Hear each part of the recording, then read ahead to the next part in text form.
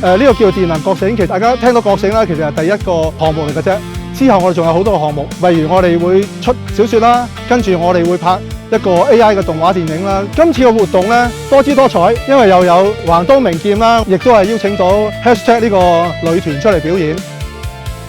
魔環刀劍笑都幾魔幻嘅，啱啱開始已經簽咗大馬一間遊戲公司啦，希望電影 AI 方面會有更大嘅發展。即係第一次用一個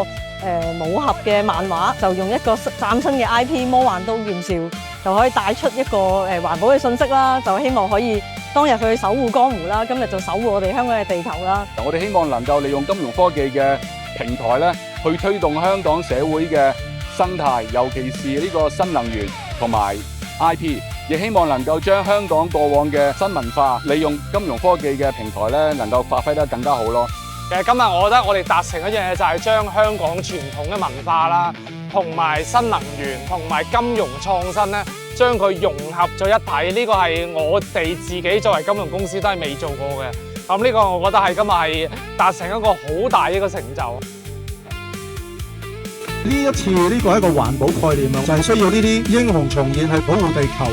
同埋去向新一代去推廣翻呢個環保意識啦，將我哋嘅本土文化、科技品牌等等啦，打造成為呢個創新資產企業鏈。大家一齊努力，多謝各位。